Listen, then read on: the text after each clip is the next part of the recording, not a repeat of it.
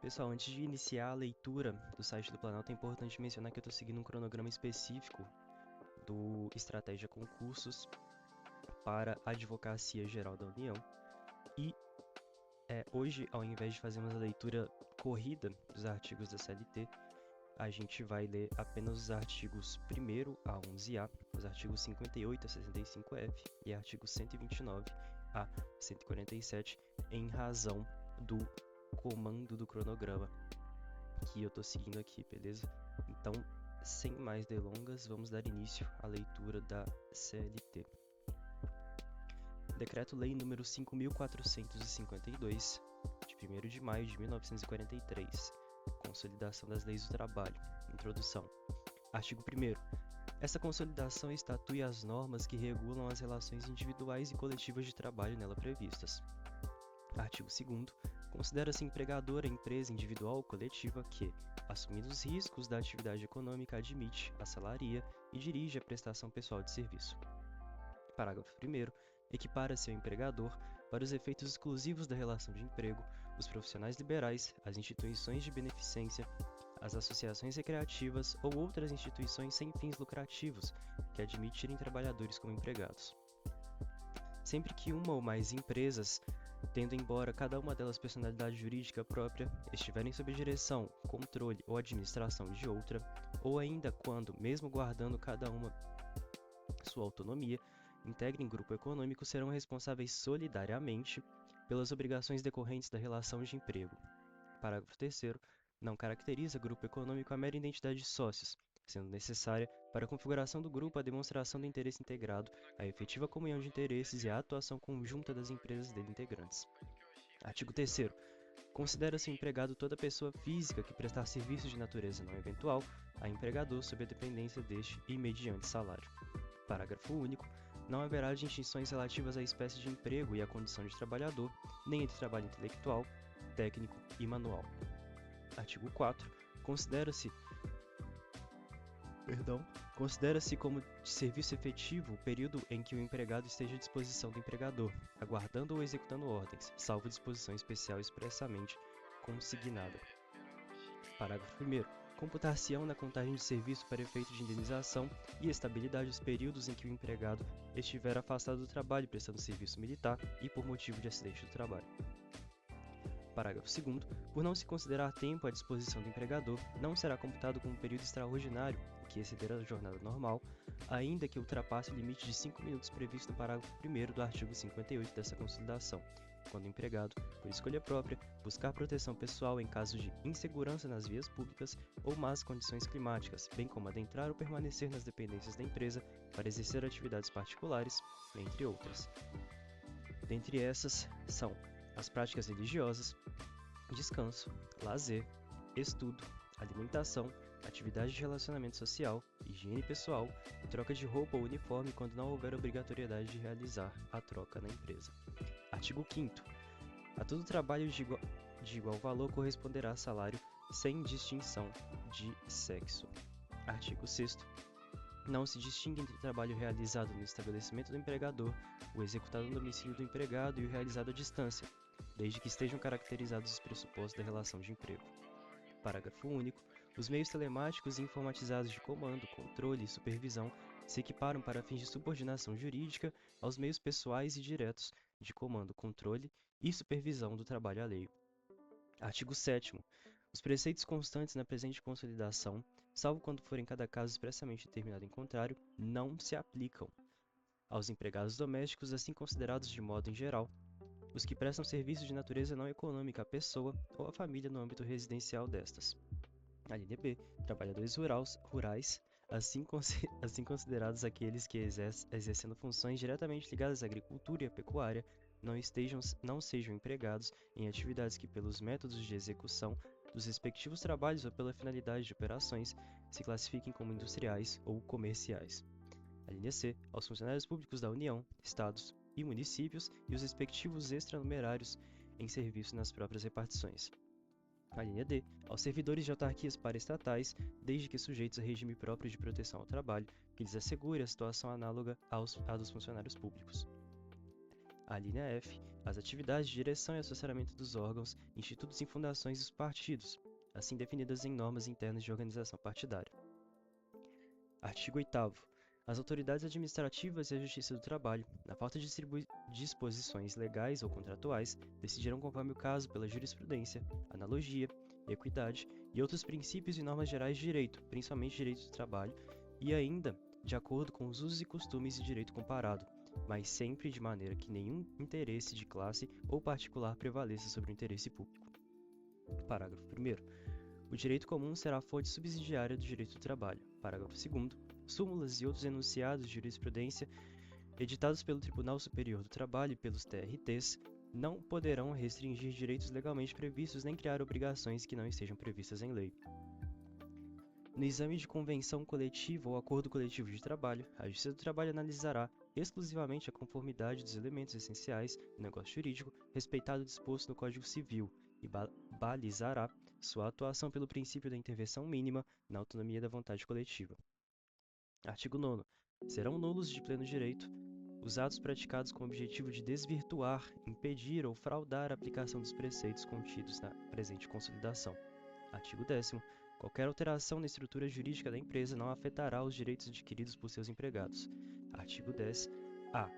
O sócio retirante responde subsidiariamente pelas obrigações trabalhistas da sociedade relativas ao período em que figurou como sócio, somente em ações ajuizadas até 2 anos depois de averbada a modificação do contrato, observada a seguinte ordem de preferência: a empresa devedora, os sócios atuais e os sócios retirantes.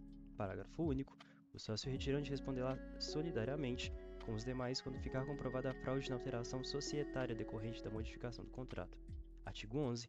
A pretensão quanto aos créditos resultantes da relação de trabalho prescreve em 5 anos para os trabalhadores urbanos e rurais, até o limite de 2 anos após a extinção do contrato de trabalho. Parágrafo único. O disposto nesse artigo não se aplica às ações que tenham por objeto as anotações para fins de prova junto à Previdência Social. Parágrafo 2º. Tratando de pretensão que envolva pedido de prestações sucessivas decorrentes de alteração ou descumprimento pactuado, a prescrição é total, exceto quando o direito à parcial esteja também assegurado por preceito de lei. Parágrafo 3º. A interrupção da prescrição somente ocorrerá pelo ajuizamento de reclamação trabalhista, mesmo que em juízo incompetente, ainda que venha a ser extinta sem resolução de mérito, produzindo efeitos apenas em relação aos pedidos idênticos. Artigo 11-A. Ocorre a prescrição intercorrente no processo do trabalho no prazo de 2 anos. Parágrafo 1º. A fluência do prazo prescricional intercorrente inicia-se quando o exequente deixa de cumprir determinação judicial no curso da execução. Parágrafo 2º. A declaração da prescrição intercorrente pode ser requerida ou declarada de ofício em qualquer grau de jurisdição. Artigo 12. Os preceitos concernentes ao regime de seguro social são objeto de lei especial.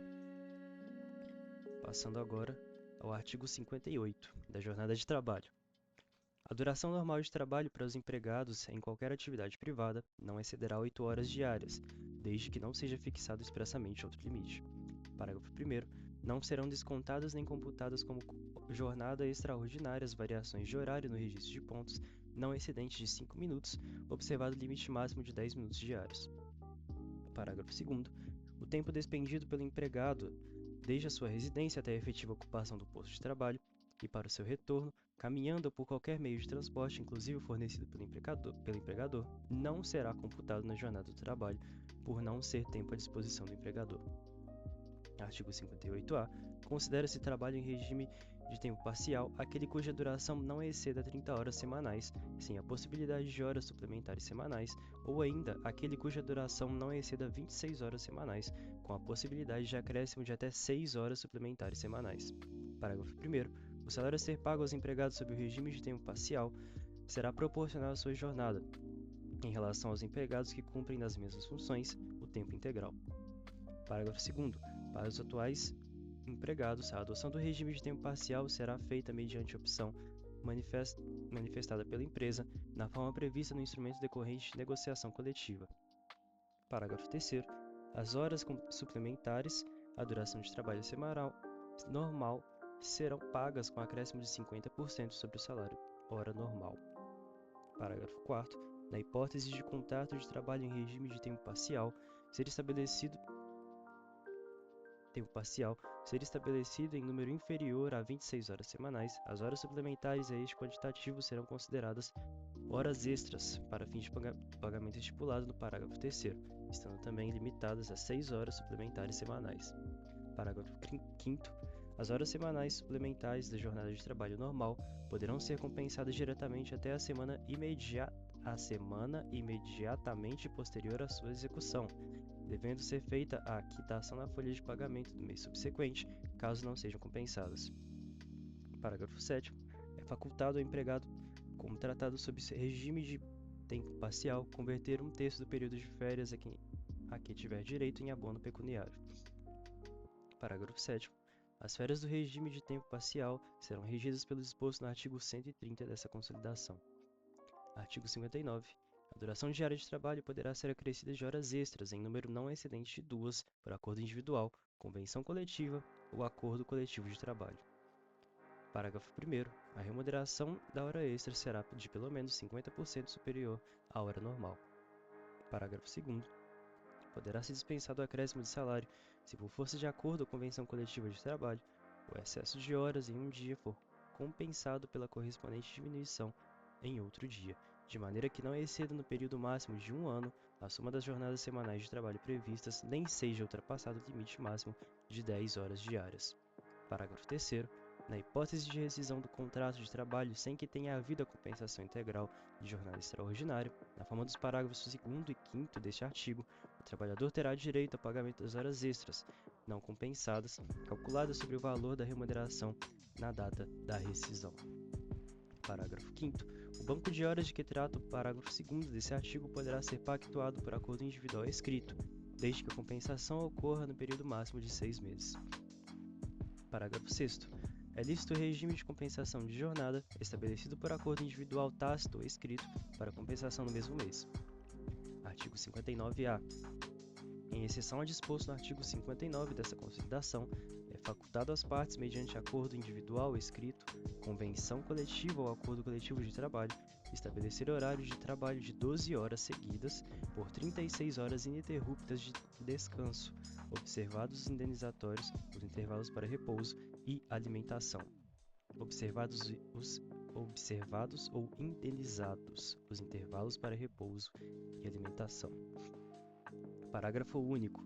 A remuneração mensal pactuada pelo horário previsto no caput deste artigo abrange os pagamentos devidos pelo descanso semanal remunerado e pelo descanso em feriados, e serão considerados compensados os feriados e as prorrogações de trabalho noturno, quando houver, de que tratam os artigos 70 e o parágrafo 5º do artigo 73 dessa consolidação.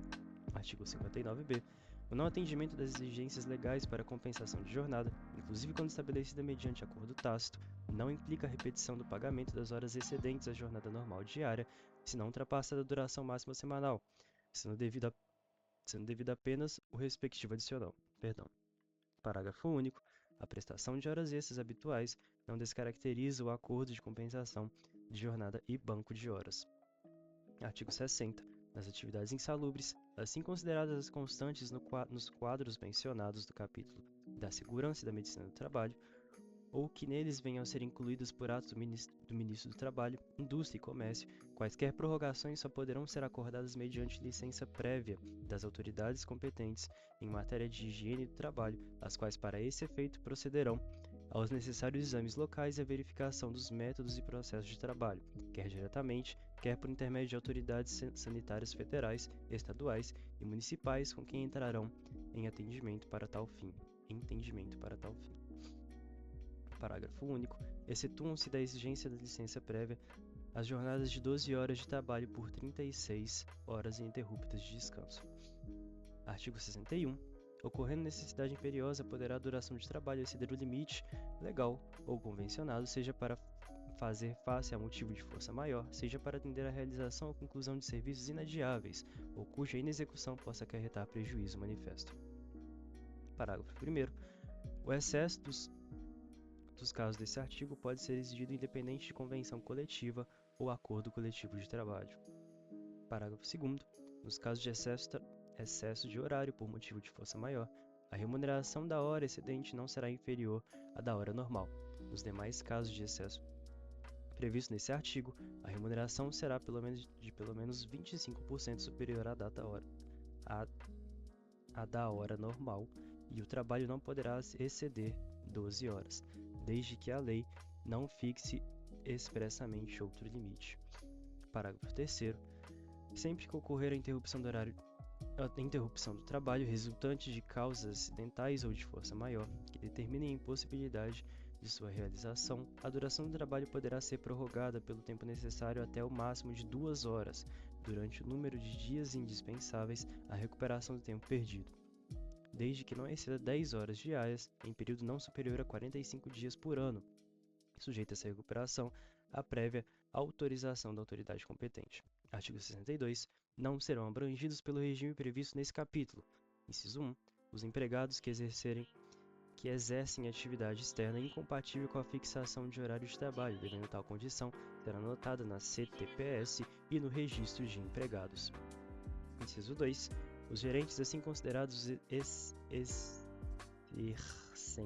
de cargos ou de gestão, aos quais se equiparam, para efeito disposto nesse artigo, os diretores, os chefes de departamento ou filial. Inciso 3. Os empregados em regime de teletrabalho porque prestam serviço por produção ou por tarefa. Parágrafo único.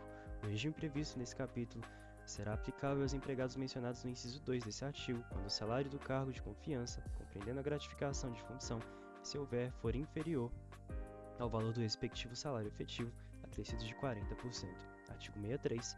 Não haverá distinção entre empregados e interessados e a participação em lucros e comissões, salvo em lucros de caráter social, não exclui o participante do regime deste capítulo.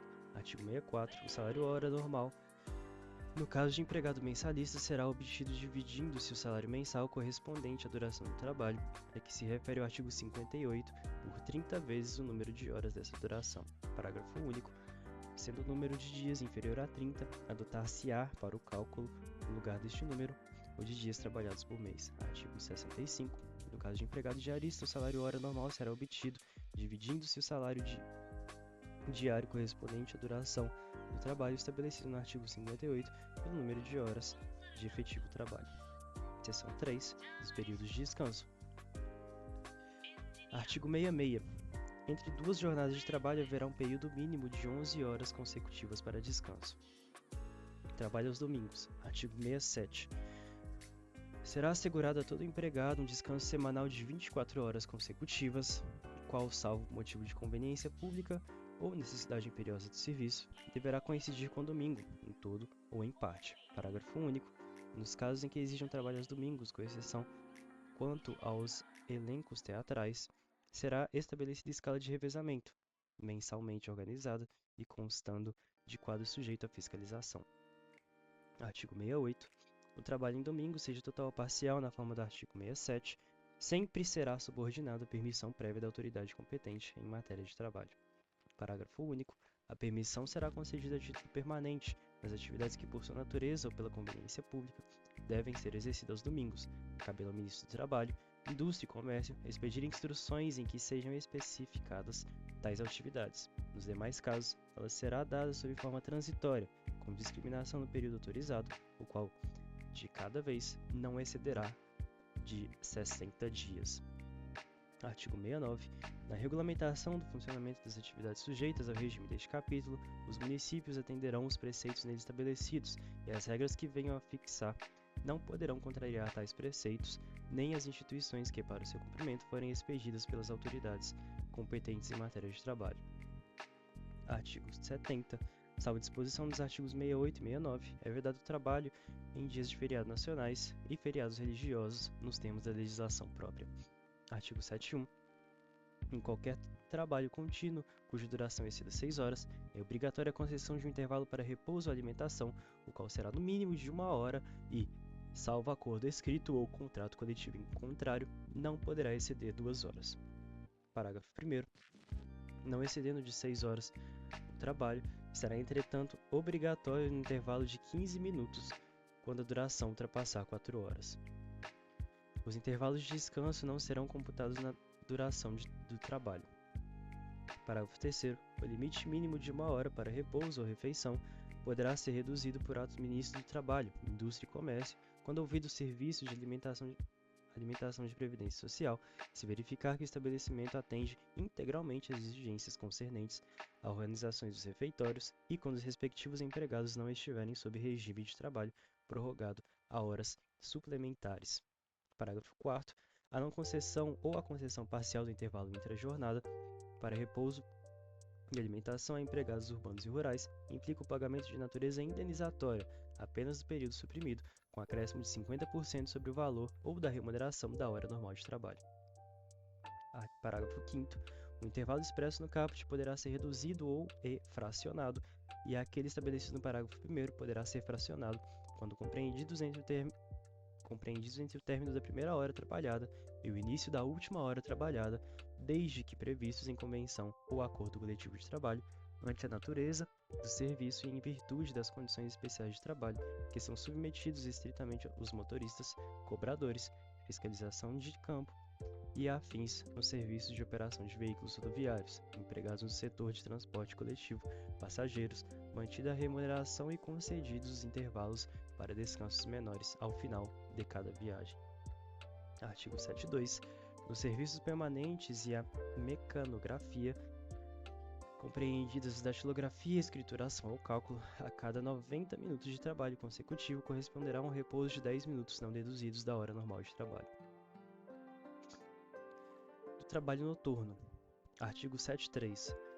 Salvo nos casos de revezamento semanal ou quinzenal, o trabalho noturno terá remuneração superior ao diurno, e para este efeito, sua remuneração terá um acréscimo de 20%, pelo menos sobre a hora diurna.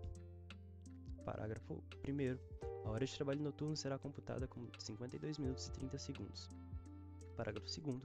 Considera-se noturno para efeitos desse artigo o trabalho executado entre 22 horas de um dia e as 5 horas do dia seguinte. Parágrafo 3º. O acréscimo a que se refere o presente artigo, em se tratando de empresas que não mantêm pela natureza de suas atividades trabalho noturno habitual, será feito tendo em vista os quantitativos pagos por trabalhos diurnos e de natureza semelhante, em relação às empresas cujo trabalho noturno decorra da natureza de suas atividades. O aumento será calculado sobre o salário mínimo geral vigente na região, não sendo devido quando exceder esse limite, já acrescido na porcentagem. Parágrafo 4º.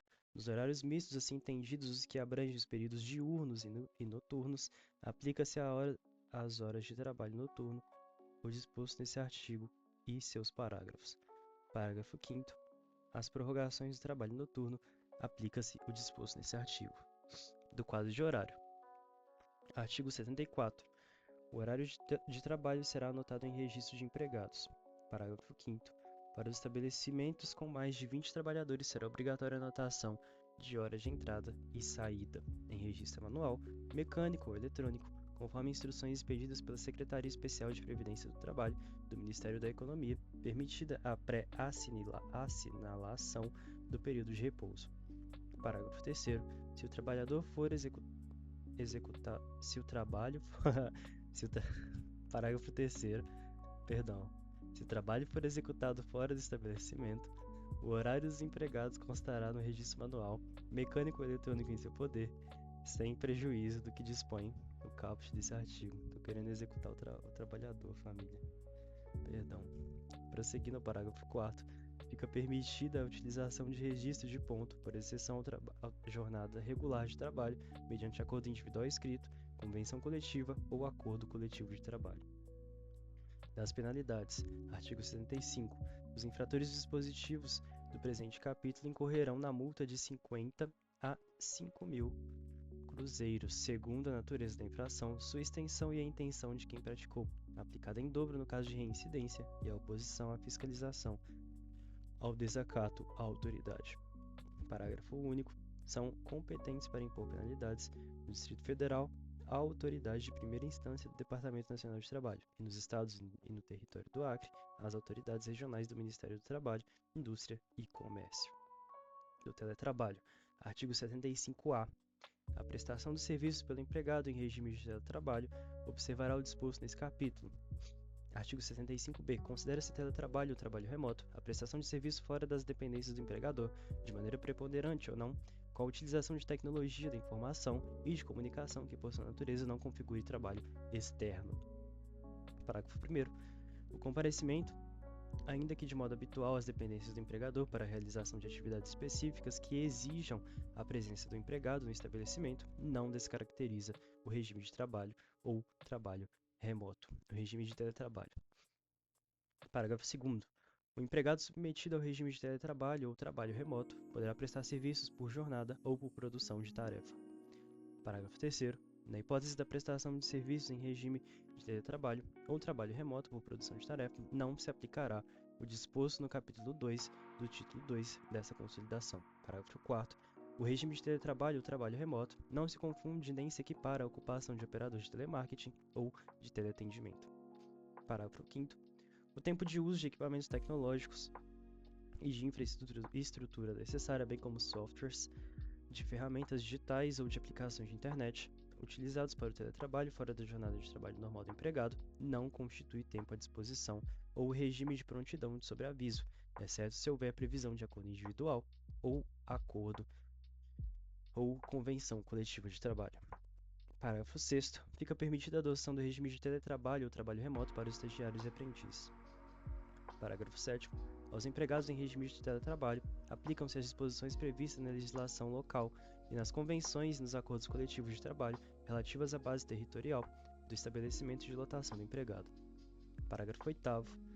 Ao contrato de trabalho do empregado admitido no Brasil que optar pela realização de teletrabalho fora do território nacional, aplica-se a legislação brasileira, excetuadas as disposições constantes na Lei nº 7064, de 1972, salvo a disposição em contrário estipulada entre as partes. Parágrafo 9º.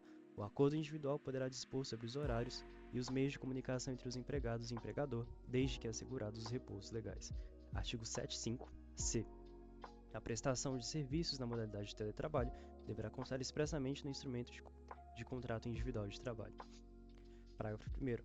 Poderá ser realizada alteração de regime presencial e teletrabalho, desde que haja mútuo acordo entre as partes, registrado em aditivo contratual. Parágrafo 2º.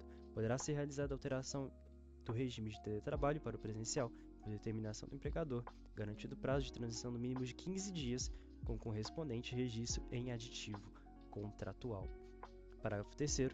O empregador não será responsável pelas despesas resultantes do retorno do trabalho presencial, na hipótese de o empregado optar pela realização do teletrabalho ou trabalho remoto fora da localidade prevista no contrato, salvo disposição em contrário estipulada entre as partes. Artigo 75-D. As disposições relativas à responsabilidade pela aquisição, manutenção ou fornecimento dos equipamentos tecnológicos e da infraestrutura necessária à adequada prestação do trabalho remoto, bem como o reembolso de despesas arcadas pelo empregado, serão previstas em contrato escrito. Parágrafo único. As utilidades mencionadas no caput desse artigo não integram a remuneração do empregado. Artigo 75-E. O empregador deverá instruir os empregados de maneira expressa ou ostensiva quanto às precauções a tomar a fim de evitar doenças e acidentes de trabalho. Parágrafo único. O empregado deverá assinar termo de responsabilidade comprometendo-se a seguir as instruções fornecidas pelo empregador. Artigo 75-F. Os empregadores deverão dar prioridade aos empregados com deficiência e aos empregados com filhos ou crianças sob guarda judicial até 4 anos de idade, na alocação de vagas para atividades que possam ser efetuadas por meio do teletrabalho ou trabalho remoto. Aqui passaremos para o artigo 129 do direito a férias e a sua duração. Artigo 129. Todo empregado terá direito anualmente a gozo de um período de férias, sem prejuízo da remuneração. Artigo 130. Após cada período de 12 meses da vigência de contrato de trabalho, o empregado terá direito a férias na seguinte proporção: 30 dias corridos quando não houver faltado ao serviço mais de 5 vezes, 24 dias corridos quando não houver tido 6 a 14 faltas, 18 dias corridos quando houver tido entre 15 a 23 faltas, 12 dias corridos quando houver tido entre 24 a 32 faltas. Parágrafo 1º. É vedado descontar do período de férias as faltas do empregado do serviço. Parágrafo 2º. O período das férias será computado para todos os efeitos como tempo de serviço. Artigo 131. não será considerada falta de serviço para os efeitos do artigo anterior à ausência do empregado, nos casos referidos no artigo 473, durante o licenciamento compulsório da empregada por motivo de maternidade ou aborto, observados os requisitos para a percepção do salário de maternidade custeado pela Previdência Social. Por motivo de acidente de trabalho ou enfermidade atestada pelo INSS, excetuada a hipótese do inciso 4 do artigo 133, inciso 4 do 131, justificada pela empresa, entendendo-se como tal aqui não tiver determinado desconto do correspondente salário. Durante a suspensão preventiva para responder a inquérito administrativo ou prisão preventiva, quando for impronunciado ou absolvido, e nos dias em que não tenha havido serviço, salvo na hipótese do inciso 3 do artigo 133. Artigo 132. O tempo de trabalho anterior à apresentação do empregado para serviço militar obrigatório será computado no período aquisitivo desde que ele compareça ao estabelecimento dentro de 90 dias da data em que se verificar a respectiva baixa. Artigo 133. Não terá direito a férias o empregado que, no curso do período aquisitivo, deixar o empregado e não for readmitido dentro de 60 dias subsequentes à sua saída. Permanecer em gozo de licença, com a percepção de salários por mais de 30 dias. Artigo 30, inciso 3 do artigo 133.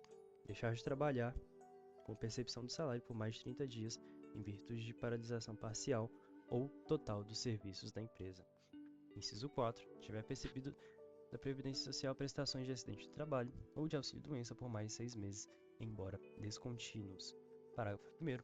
A interrupção da prestação de serviço deverá ser anotada na CTPS. Parágrafo 2º. Iniciar-se-á o decurso de novo período aquisitivo quando o empregado, após o implemento de qualquer das condições previstas nesse artigo, retornar ao serviço. Parágrafo 3º. Para os fins previstos no inciso 3 deste artigo, a empresa comunicará ao órgão local do Ministério do Trabalho, com antecedência mínima de 15 dias, as datas de início e fim de paralisação total ou parcial do serviço da empresa, e em igual prazo, comunicará nos mesmos termos o sindicato representativo da categoria profissional, bem como afixará aviso dos respectivos locais de trabalho. Artigo 134. As férias serão concedidas por ato do empregador em um só período nos 12 meses subsequentes à data em que o empregado tiver adquirido o direito. Parágrafo 1º. Desde que haja concordância do empregado, as férias poderão ser usufruídas em até 3 períodos, sendo que um deles não poderá ser inferior a 14 dias corridos e os demais não poderão ser inferiores a 5 dias corridos cada um. Parágrafo 3º. É vedado o início das férias no período de 2 anos. Parágrafo 3º. É vedado o início das férias no período de 2 dias que antecede feriado ou dia de repouso semanal remunerado. Artigo 135. A concessão das férias será participada por escrito ao empregado com antecedência de no mínimo 30 dias. Dessa participação, o interessado dará recibo. Parágrafo 1º. O empregado não poderá entrar no gozo de férias sem que apresente ao empregador da sua CTPS para que nela seja anotada a respectiva concessão. Parágrafo 2º. A concessão das férias será igualmente anotada no livro ou nas fichas de registro dos empregados. Parágrafo 3º. Nos casos em que o empregado possua CTPS em meio digital, a anotação será feita nos sistemas que se refere o parágrafo 7º do artigo 29 da Consolidação, na forma do regulamento dispensadas as anotações de que tratam os parágrafos 1º e 2º desse artigo. Artigo 136. A época da concessão das férias será Artigo 136. A época da concessão das férias será a que melhor consulte os interesses do empregador. Artigo 1º. Os membros de uma família que trabalhem no mesmo estabelecimento ou empresa terão direito a gozar férias no mesmo período, se assim o desejarem, e se disso não resultar prejuízo para o serviço. Parágrafo 2º. O empregado estudante menor de 18 anos terá direito a fazer coincidir suas férias com as férias escolares. Artigo 137. Sempre que as férias forem concedidas após o prazo de que trata o artigo 134, o empregador pagará em dobro a sua respectiva remuneração. Parágrafo 1º. Vencido o mencionado prazo, sem que o empregador tenha concedido férias, o empregado poderá ajuizar a reclamação pedindo a fixação, por sentença, da época de gozo das mesmas. Artigo 2º. Parágrafo 2º. A sentença combinará a pena diária de 5% do salário mínimo da região, devido ao empregado até que seja cumprida. Parágrafo 3º. Cópia da decisão judicial transitada em julgado será remetida ao órgão local do Ministério do Trabalho para fins de aplicação de multa de caráter administrativo. 138. Durante as férias, o empregado não poderá prestar serviços ao empregador, salvo se estiver obrigado a fazê-lo em virtude de contrato regularmente mantido com aquele. 139. Poderão ser concedidas férias coletivas a todos os empregados de uma empresa ou de determinados estabelecimentos ou setores da empresa. Parágrafo 1º. As férias poderão ser gozadas em 2 períodos anuais, desde que nenhum deles seja inferior a 10 dias corridos. Parágrafo 2º. Para fins previstos nesse artigo, o empregador comunicará ao órgão local do Ministério do Trabalho com antecedência mínima de 15 dias as datas de início e fim das férias, precisando quais os estabelecimentos ou setores abrangidos pela medida. Parágrafo 3º. Em igual prazo, o empregador enviará a cópia da aludida comunicação aos sindicatos representativos da respectiva categoria profissional e providenciará a fixação de aviso nos locais de trabalho. Artigo 140. Os empregados contratados há menos de 12 meses gozarão na oportunidade de férias proporcionais, iniciando-se então novo período aquisitivo. Da remuneração e do abono de férias. Artigo 142. O empregado perceberá durante as férias a remuneração que lhe for devida na data da sua concessão. Parágrafo 1º. Quando o salário for pago por hora com jornadas variáveis, apurar-se-á a média do período aquisitivo, aplicando-se o valor do salário na data da concessão das férias. Parágrafo 2º. Quando o salário for pago por tarefa, tomar-se-á por base a média de produção no período aquisitivo do direito às férias, aplicando-se o valor da remuneração da tarefa na data da concessão das férias. Parágrafo 3º. Quando o salário for pago por porcentagem, comissão ou viagem, apurar-se-á a média percebida pelo empregado nos 12 meses que se precederam à concessão das férias. A parte do salário paga em utilidades será computada de acordo com a anotação na CTPS. Parágrafo 5º. Os adicionais do trabalho extraordinário noturno, insalubre ou perigoso serão computados no salário que servirá de base de cálculo da remuneração das férias. Parágrafo 6º. Se no momento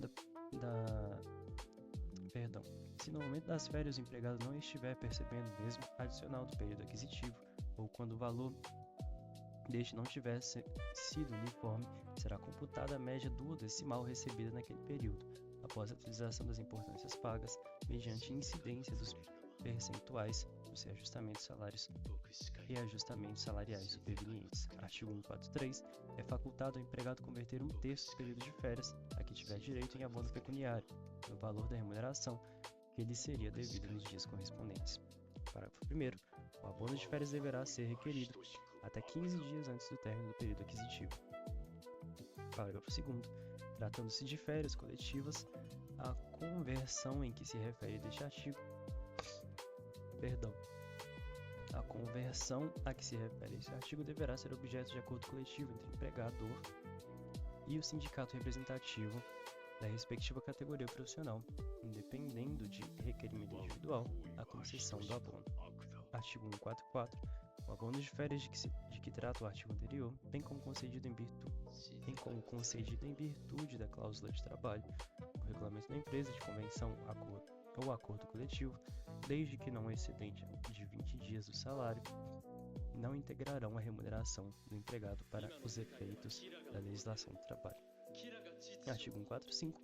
O pagamento da remuneração das férias, se for o caso o de abono referido no artigo 143, será efetuado em até 2 dias antes do início do respectivo período. Parágrafo único. O empregado dará a quitação do pagamento com a indicação do início e nos termos das férias. Dos efeitos da cessação do contrato de trabalho. Artigo 146. Na cessação do contrato de trabalho, qualquer que seja a sua causa, será devido ao empregado a remuneração simples ou em dobro, conforme o caso correspondente no período de férias cujo o direito tenha adquirido. Parágrafo único. Na cessação do contrato de trabalho após 12 meses, o empregado, desde que não haja sido demitido por justa causa, terá direito à remuneração relativa ao período incompleto de férias, de acordo com o artigo 130, na proporção de 1/12 por mês de serviço ou na fração superior a 14 dias. Artigo 47. O O empregado que for despedido sem justa causa ou cujo contrato de trabalho se extinguir em prazo pré-determinado, antes de completar 12 meses de serviço, terá direito à remuneração relativa ao período incompleto de férias, de conformidade com o disposto no artigo anterior. Artigo 148. A remuneração das férias, ainda quando devida após a cessação do contrato de trabalho, terá natureza salarial para os efeitos do artigo 449.